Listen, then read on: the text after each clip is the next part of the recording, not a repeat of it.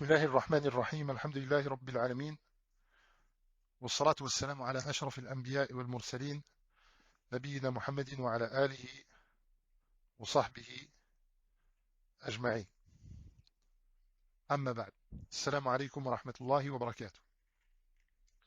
طيب, nous reprenons notre explication de notre livre ou de cet ouvrage de Cheikh Abdelrahman Ben Nasser As-Sa'di. Et nous avons mentionné que ce livre s'appelle Usul min al-Aqaïd ad-Diniyya, Usul al-Aqaïd ad-Diniyya, c'est-à-dire les fondements de la croyance religieuse. Et hier, nous avons commencé l'explication de cet ouvrage et nous sommes arrêtés notamment lorsque l'auteur, rahimahullah ta'ala, parle de Tawhid al-Asma wa Sifat, de Tawhid al-Asma wa Sifat, c'est-à-dire de l'unicité d'Allah ta'ala concernant les noms et les attributs. L'unicité d'Allah ta'ala concernant les noms et les attributs. Et nous en avons parlé brièvement, et nous avons parlé de cela brièvement, et aujourd'hui, nous allons continuer à aborder ce sujet et les autres sujets que l'auteur a mentionnés dans son livre, et nous allons notamment nous arrêter sur plusieurs points qui distinguent la croyance des gens de la Sunna concernant les noms et les attributs d'Allah ta'ala. On peut résumer, comme le font certains enseignants et professeurs et ulama et mashayikh contemporains, on peut résumer cette croyance de l'Ahl Sunnah wal Jama'a en plusieurs points. Premier point. Ahl Sunnati wal Jama'a yuthbituna ma athbata Allah ta'ala li nafsihi wa ma athbata lahu rasuluhu sallallahu alayhi wa sallam. Premier point, les gens de la Sunna affirment à propos d'Allah ta'ala, décrivent Allah ta'ala et mentionnent les qualités d'Allah Ta'ala, les qualités qu'Allah Ta'ala a lui-même mentionnées à propos de lui. Et les qualités que le prophète sallallahu alayhi wa sallam a mentionnées à propos d'Allah Ta'ala. Donc le premier point, c'est que nous affirmons ce qu'Allah Ta'ala a affirmé à propos de lui. Et nous affirmons ce que le prophète sallallahu alayhi wa sallam a affirmé à propos de lui. Rappelez-vous, hier, nous avons mentionné pourquoi est-ce que le Coran et la Sunna sont les références ultimes pour connaître Allah Ta'ala? Parce que nul ne connaît Allah Ta'ala mieux que lui-même. Et nul ne connaît Allah Ta'ala mieux parmi ses créatures que le messager d'Allah sallallahu alayhi wa sallam. Deuxièmement, nul n'est plus véridique que la parole d'Allah Ta'ala. Et nul n'est plus véridique parmi les créatures que le prophète sallallahu alayhi wa sallam. Et troisièmement, aucune parole n'est plus éloquente que la parole d'Allah Ta'ala. Et aucune parole parmi les paroles des créatures n'est plus éloquente que celle du prophète sallallahu alayhi wa sallam. Donc ces sources pour connaître Allah Ta'ala sont des sources pures. Il n'y a pas lieu, il n'y a pas de raison d'aller chercher à connaître Allah Ta'ala à partir d'autres sources que celle-ci. Donc la première chose, les gens de Ahl Sunnah wal Jama'a décrivent Allah Ta'ala comme il s'est lui-même décrit dans le Coran et comme le prophète sallallahu alayhi wa sallam l'a décrit dans la Sunna. Ça c'est le premier point, le premier fondement qui est par lesquels se distinguent les gens de la Sunna. Le deuxième point, c'est que, tout comme nous affirmons ce qu'Allah Ta'ala a affirmé, ce que le messager a affirmé, eh bien nous nions, à propos d'Allah Ta'ala, nous nions ce qu'Allah Ta'ala a nié à propos de lui-même. Et nous nions ce que le messager d'Allah sallallahu alayhi wa sallam a nié à propos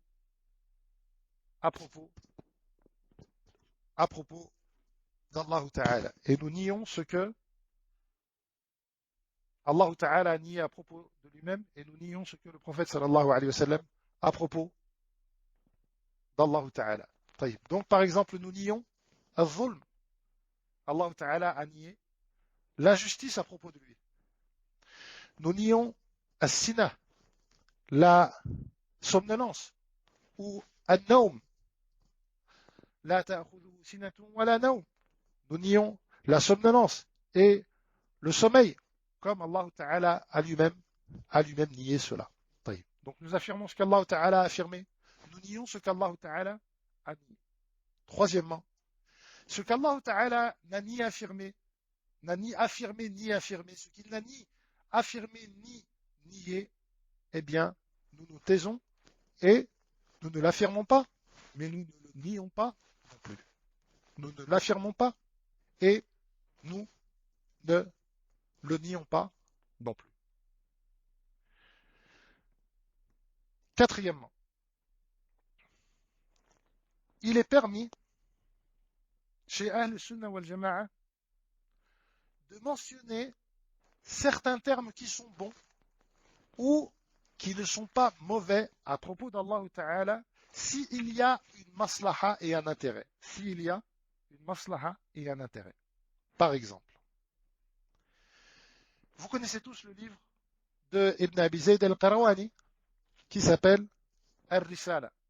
Et comme il était d'habitude chez les savants malikites, eh bien, il a commencé son livre par une introduction dans laquelle il décrit la croyance que doit adopter tout musulman. Et lorsque Ibn Abi Zayd al-Qayrawani, ce savant maliki du IVe siècle, eh bien, arrive à certains attributs d'Allah Ta'ala, il dit que Allah Ta'ala fi sama'i bidhatihi wa ilmuhu fi kulli makan. Il dit Allah Ta'ala s'élève au-dessus du trône, ou Allah Ta'ala est au-dessus des cieux, bidhatihi, par lui-même, par son être. Voyez, ici on peut s'interroger. Le mot bidhatihi, est-ce qu'il est mentionné dans le Coran? Non. Est-ce qu'il est mentionné dans la Sunna? Non. Alors pourquoi est-ce que ce grand savant a mentionné ce terme ici, bidhatihi? Parce que il y a un intérêt à cela. C'est que lorsque certaines personnes ont voulu faire dévier et falsifier la signification de cet attribut, eh bien, pour montrer que c'était le sens réel qui était voulu, Ibn Abi Zayd al-Qarawani a utilisé ce terme, qui est un terme qui n'est pas mauvais, pour montrer que l'attribut qui doit être affirmé à Allah Ta'ala, qui est al-ulu, l'élévation, le fait qu'Allah Ta'ala est au-dessus des cieux, eh bien, c'est l'élévation dans son sens réel. Donc, Ahl Sunnah wal Jama'a peuvent informer à propos d'Allah Ta'ala en utilisant certains termes, s'il y a une maslaha, s'il y a un intérêt, qui est le fait de repousser l'erreur, de repousser les mauvaises compréhensions, et qui est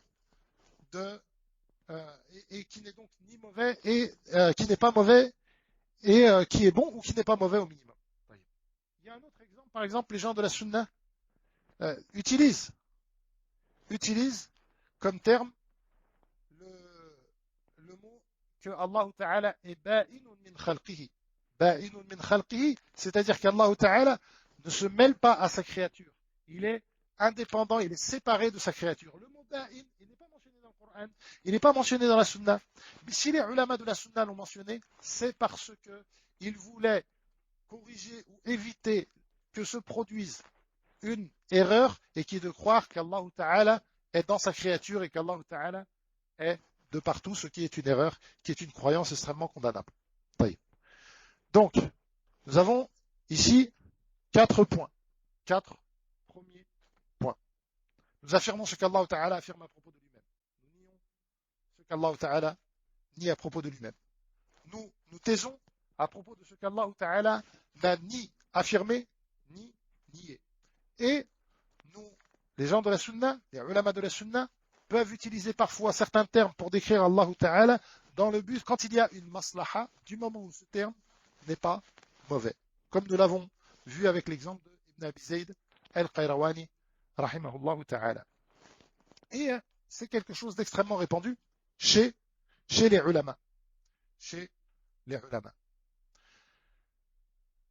Parmi les fondements aussi de Ahl Sunnah wal Jama'a, il y a le fait que لا يتجاوزون في الأسماء والصفات لا يتجاوزون القرآن والحديث.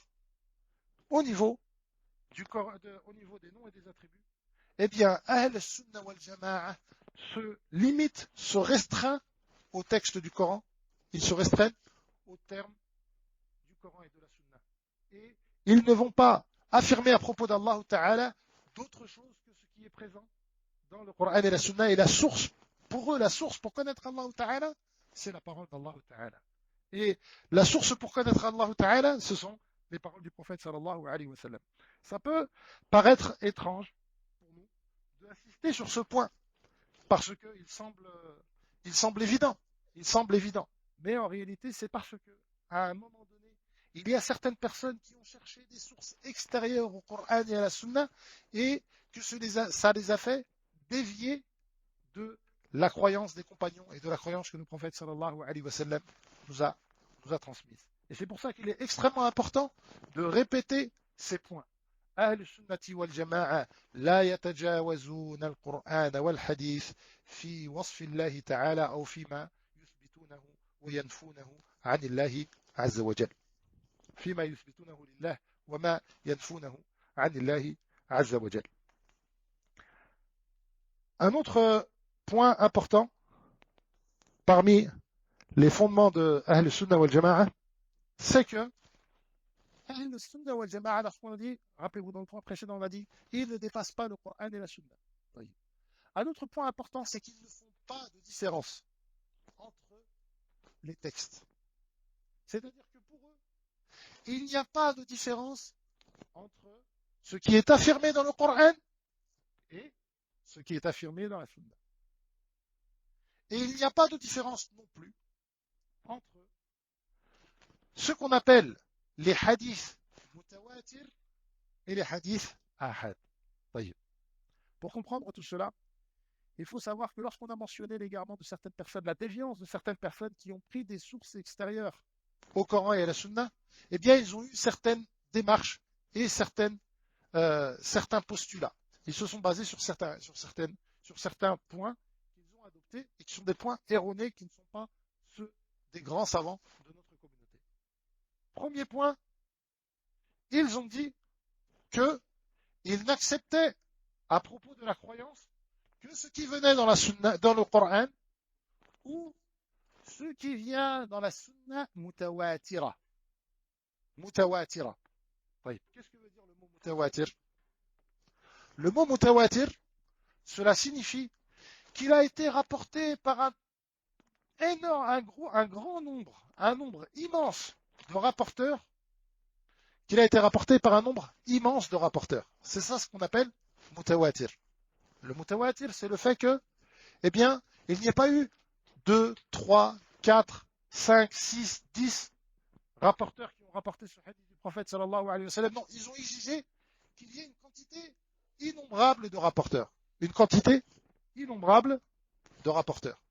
Cette quantité innombrable de rapporteurs, eh bien, à ce moment-là, si le hadith est rapporté de cette manière-là, alors ils le prennent en considération dans la aqidah.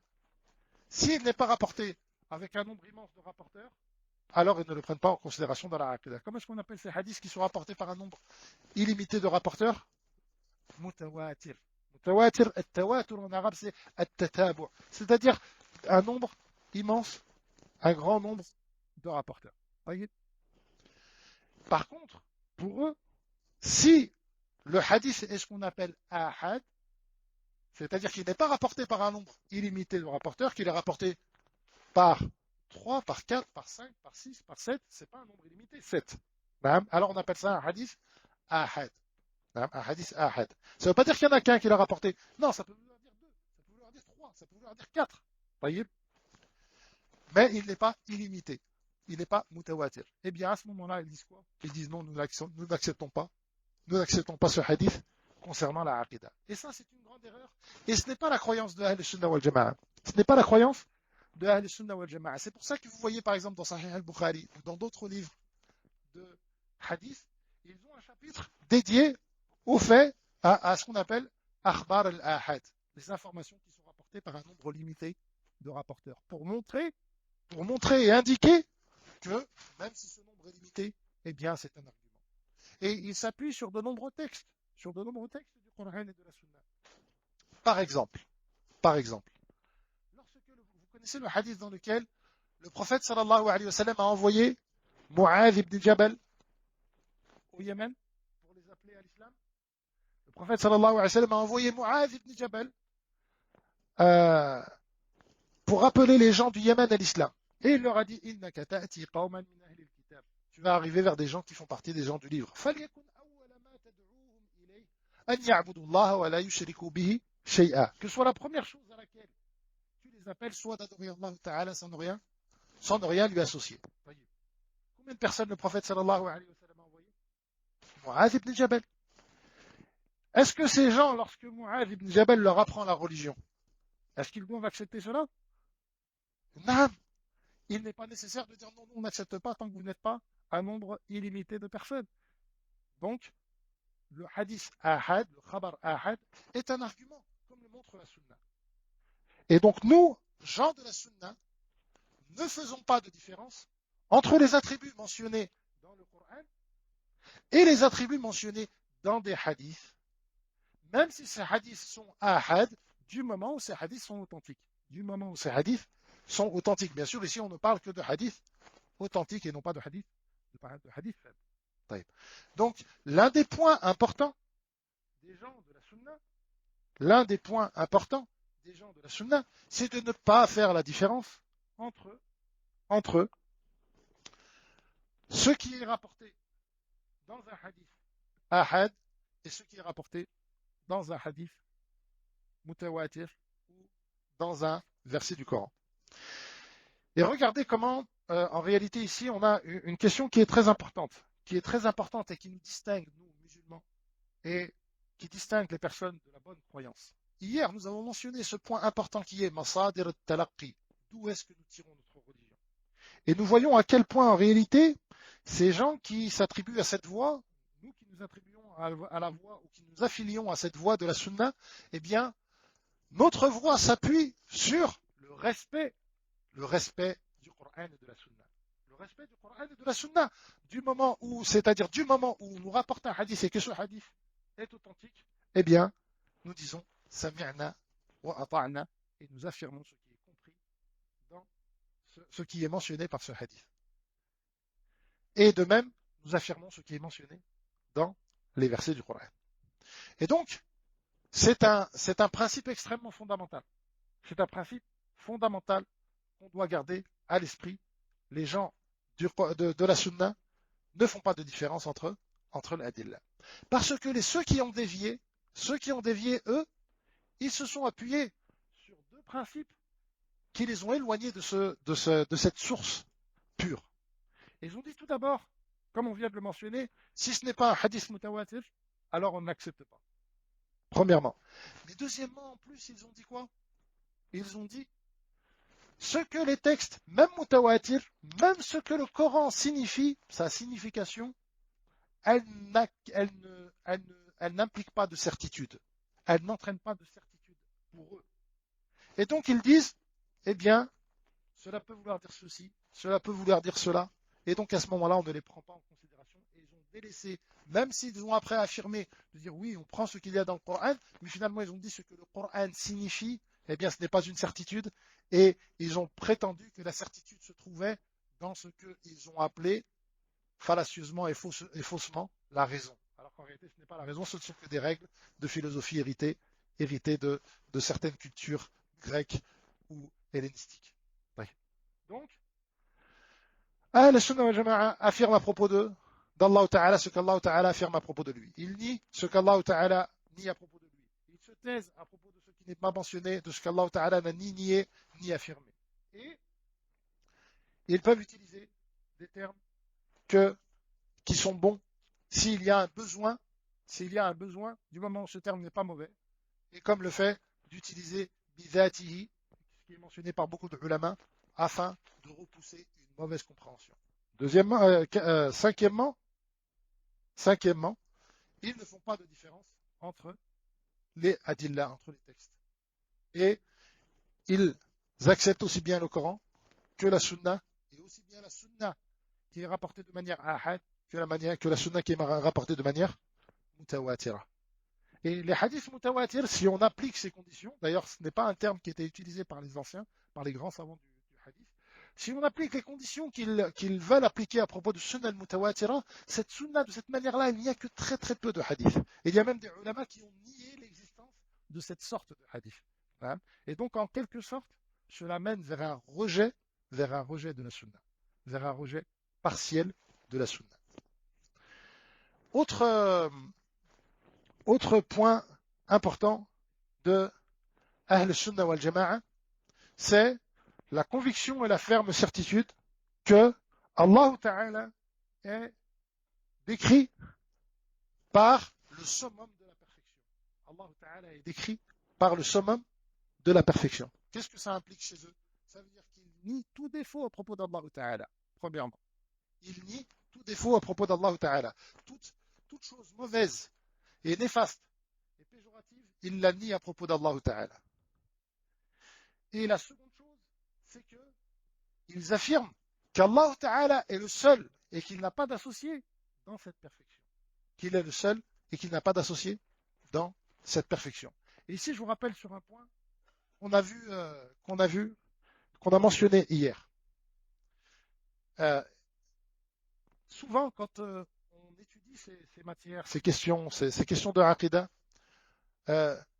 on a l'impression que le but de ces cours, par exemple, c'est le fait de répondre aux innovateurs, ou où on prend ces questions-là de manière très académique. Et en réalité, regardez ici, quand on a dit Ahl-Sunnah wal Jama'a attribue la perfection la plus complète à propos d'Allah Ta'ala, et il nie que tout autre qu'Allah Ta'ala soit parfait, et qu'ils aient ses attributs parfaits. Eh bien, regardez en fait comment cette science a pour but en réalité d'augmenter notre crainte d'Allah Ta'ala, notre estime et notre amour et notre respect d'Allah Ta'ala. Et en réalité, les personnes qui se sont éloignées de cette croyance, eh bien, elles se sont ainsi éloignées des causes qui mènent vers le fait de respecter Allah Ta'ala plus que toute chose et d'aimer Allah Ta'ala plus que toute chose.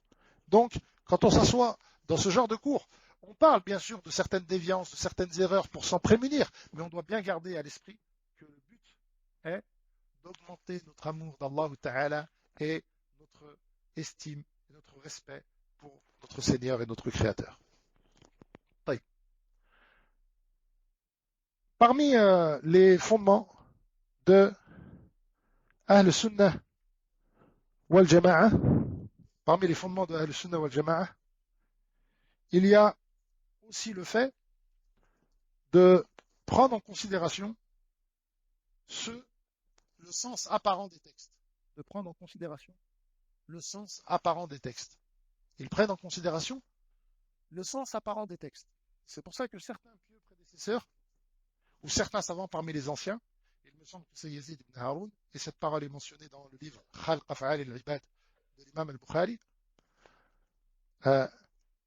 il dit, celui qui ne comprend pas la sifat, l'attribut, la qualité de l'istiwa, comme le comprend le musulman moyen, eh bien, celui-ci est un jahmite. Celui-ci fait partie du secte qu'on appelle les jahmiya. Donc, on se doit de comprendre les textes dans leur sens apparent. Dans leur sens apparent. Dans leur sens apparent, comment est-ce qu'on connaît le sens apparent? On le connaît à travers les termes, et on le connaît à travers le contexte. À travers les termes et à travers le contexte. C'est pour cela que, parfois, un même mot dans un autre contexte, d'après Ahl-Sunnah wal Jama'a, peut ne pas renvoyer une sifat. D'après eux, cela peut ne pas renvoyer à un attribut d'Allah Ta'ala. Wa ala kulli hal, ce qui est important ici sur ce point, c'est que Ahl-Sunnah wal Jama'a, eh bien, Ahl-Sunnah wal Jama'a se restreignent au sens apparent des textes. Oui. Autre fondement important de Ahl-Sunnah wal Jama'a. C'est un fondement que mentionnent certains savants. C'est un fondement où il l'exprime de cette manière-là. C'est un fondement qui est admis par tous les ulama des gens de la Sunna, mais c'est un fondement qui est particulièrement stipulé et formulé de la manière dont je vais la formuler par certains savants, comme Ibn al-Qayyim rahimahullah ta'ala dans son livre Tariq al-Hijratayn. Lorsqu'on affirme les sifat, on doit faire la différence entre deux choses. En arabe, on appelle al-qadr al-mushtarak ou al-qadr al-mumayyiz. C'est-à-dire que dans les sifat que nous attribuons à Allah Ta'ala, On doit savoir qu'il y a une notion commune. Une notion commune. Taïb. Je vous donne un exemple. Allah Ta'ala a attribué à lui-même as-sam' wal-basar. Allah Ta'ala voit et entend. طيب. Inna Allah kana sami'an basira. Allah Ta'ala entend et voit. Allah Ta'ala a décrit l'être humain comme le fait qu'il entend et qu'il voit. هل أتى على الإنسان حين من الدهر لم يكن شيئا مذكورا إنا خلقنا الإنسان من نطفة أمشاج نبتليه فجعلناه سميعا بصيرا. Donc Allah Ta'ala a utilisé le terme Sami' Basir à propos de lui-même. Et il a mentionné le terme Sami' et Basir à propos de la créature. طيب. Quelle est la relation qu'il y a entre ces deux termes? Il y a une notion commune. Il y a un sens commun. Qui est le fait de percevoir les sons, de percevoir les choses qui sont vues. Al-Sam' qui est le fait de percevoir ce qui est entendu.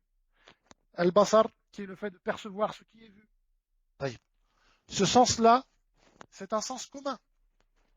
Et affirmer ce sens commun n'implique pas de ressemblance entre Allah Ta'ala et sa créature.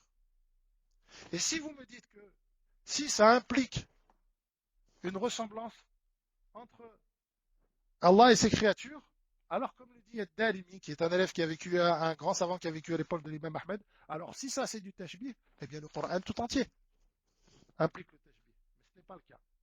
Donc, le fait de comprendre une notion commune, ça, c'est le madhab de Ahl Sunnah wa Jama'a. Je sais ce que veut dire Sama. Et je sais ce que veut dire le mot Basar. Et ce sens, cette notion commune, je la comprends et je l'aperçois. Par contre, Ahl Sunnah wa Jama'a ne se suffisent pas de cela. Et ils ont aussi ce qu'ils appellent Al-Qadr al-Mumayyiz, le sens distinct. Naam. Il doit aussi affirmer que, avec ce sens commun, eh bien, il y a un sens qui distingue la créature et un sens qui distingue le créateur. Donc, l'ouïe d'Allah Ta'ala n'est pas comme l'ouïe de l'être humain. Comme l'ouïe de l'être humain.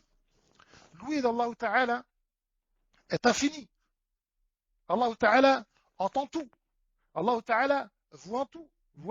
Alors que la vue et l'ouïe de l'être humain est faible. Elle n'est pas éternelle. Elle peut disparaître. Elle peut être soumise à des maladies, à des tares, à des manques. Elle peut faiblir. Et donc, il y a une différence, un sens distinct. Un sens distinct.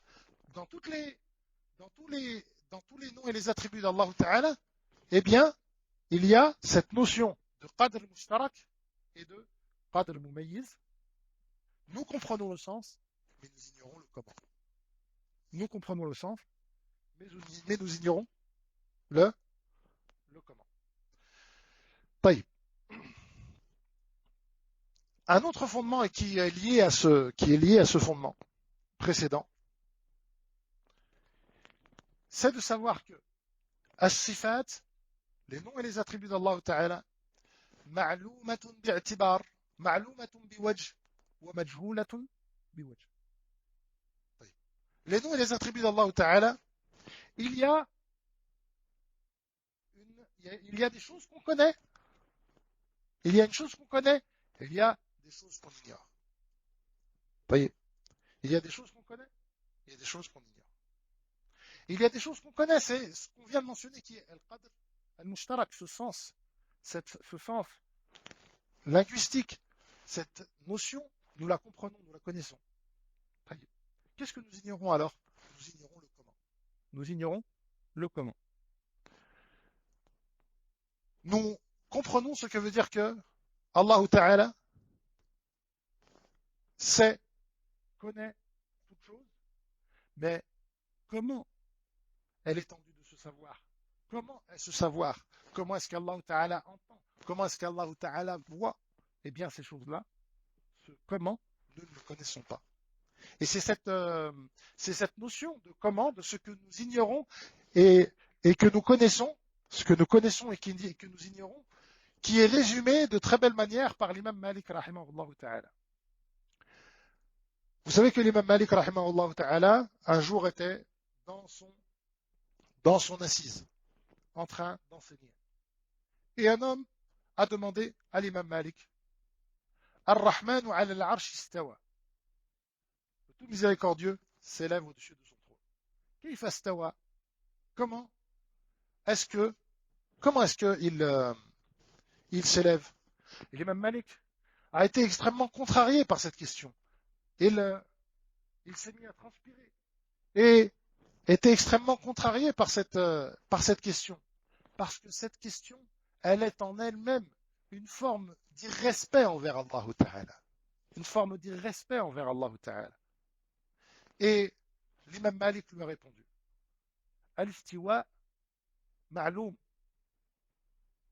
wal-kayf majhoul, was-su'alu anhu bid'ah.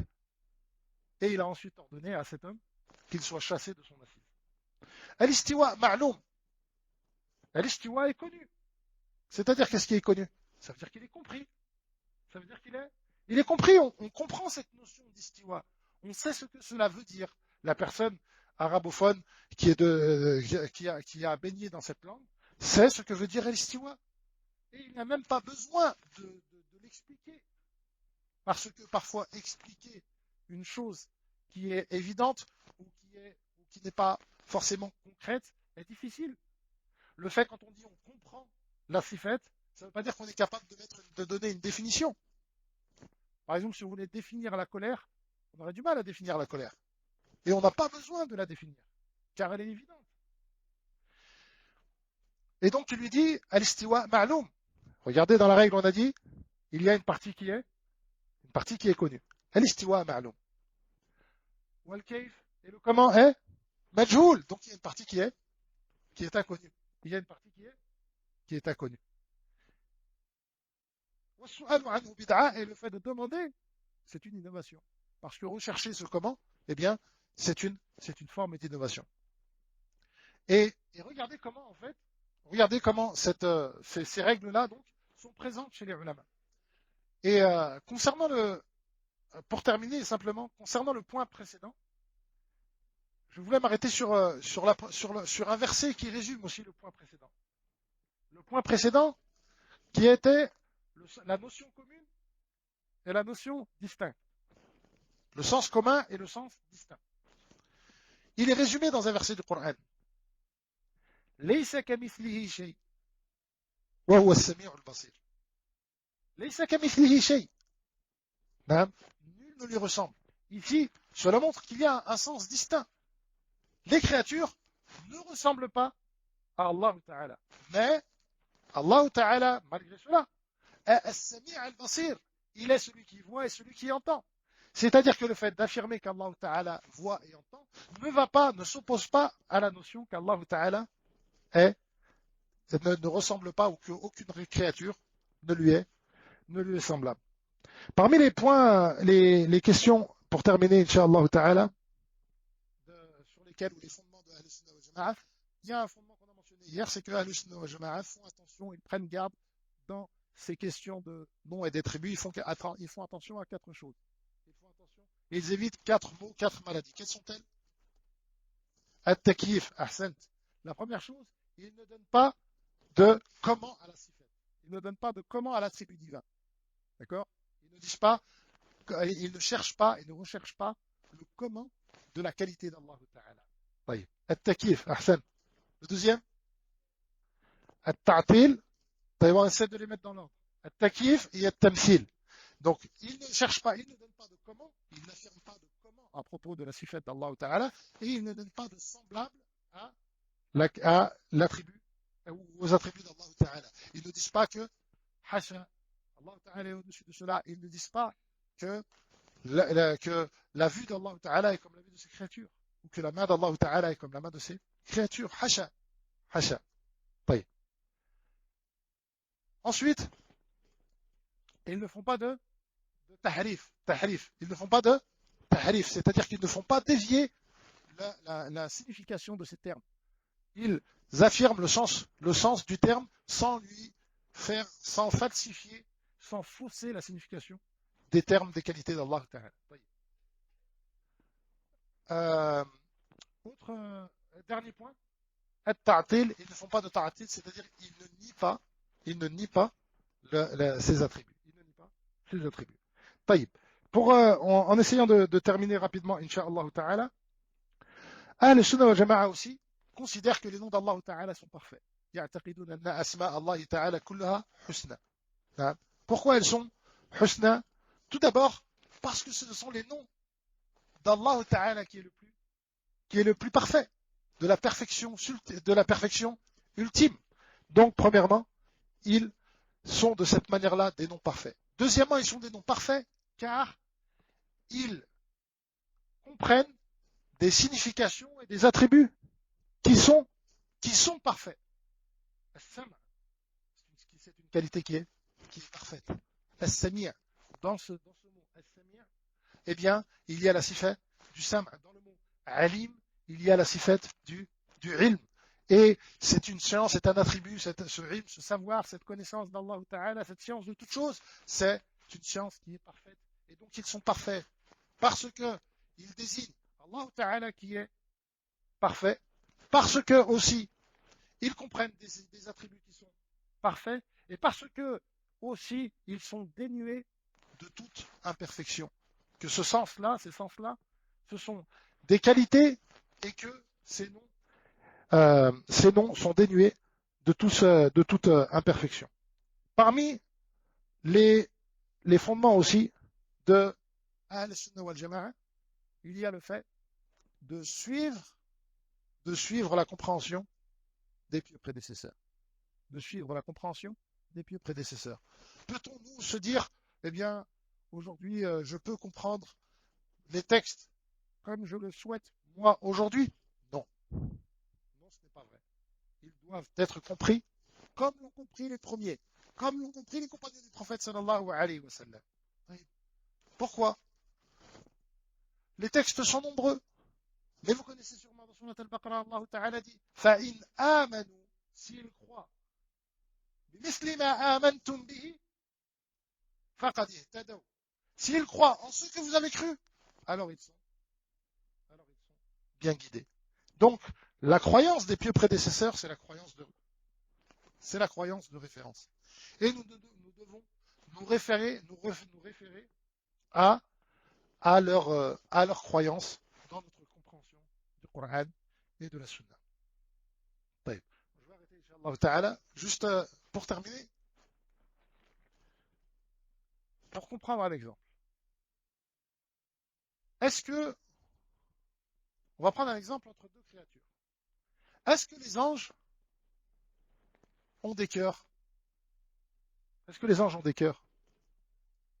Ah, dans le Coran, حتى إذا فزع عن قلوبهم. Donc Allah Ta'ala affirme ici que les anges ont des cœurs. Voyez? Est-ce que dans ce verset, lorsqu'on entend, je vous dis, lorsque cette crainte et que lorsque leurs peurs sont éloignées de leur cœur, des cœurs des anges, est-ce que vous comprenez de cela forcément que le cœur de l'ange est semblable et identique au cœur de l'être humain? Non. On ne comprend pas cela. Le fait d'affirmer que les anges ont un cœur, on en comprend une notion. Le comment, on l'ignore, car nous n'avons pas les connaissances nécessaires, nous ne les avons pas vues. Allah Ta'ala ne nous a pas informés, mais nous savons qu'ils ont un cœur. Est-ce que ce cœur est comme le cœur de l'être humain? Non. Non. Wallahu a'lam. Ici, ils ne sont pas décrits, mais en tout cas, le fait d'affirmer qu'ils ont un cœur n'implique pas de ressemblance. Pareil dans le verset, quand Allah Ta'ala décrit les anges en disant Basitu aydihim. Est-ce que les anges ont des mains? Non, les anges ont des mains. C'est mentionné dans le Coran. Est-ce que quand on entend ce verset, cela signifie que la main des anges est comme la main des êtres humains? Non. Cela n'implique pas cela. Et s'il y a une différence entre deux créatures, alors la différence qu'il y a avec le Créateur est encore plus grande. Non, il n'est pas comparable. Mais le fait d'affirmer un sens commun n'implique pas, n'implique pas de ressemblance. N'implique pas de ressemblance et de similitude. Barakallahu fikum. Je vous remercie pour votre attention et nous nous retrouvons Inch'Allah demain. Ala kulli hal, l'explication du livre, le temps ne sera sûrement pas suffisant pour finir le livre, mais Inch'Allah, on terminera à distance à l'occasion d'autres cours, Inch'Allah ta'ala. Et le but c'est d'essayer de se retrouver pour acquérir, pour essayer d'apprendre notre religion ensemble et de nous arrêter sur des questions importantes. وبارك الله فيكم وصلى الله وسلم على نبينا محمد وعلى آله وصحبه أجمعين. نسأل الله عز وجل علما نافعا، نسأل الله عز وجل أن يعلمنا ما ينفعنا وأن ينفعنا بما علمنا ويجعل ما علمنا حجة لنا لا حجة علينا ويجعل أعمالنا كلها خالصة لوجهه الكريم ونسأله عز وجل التوفيق والسداد. بارك الله فيكم وصلى الله وسلم على نبينا محمد وعلى آله وصحبه أجمعين.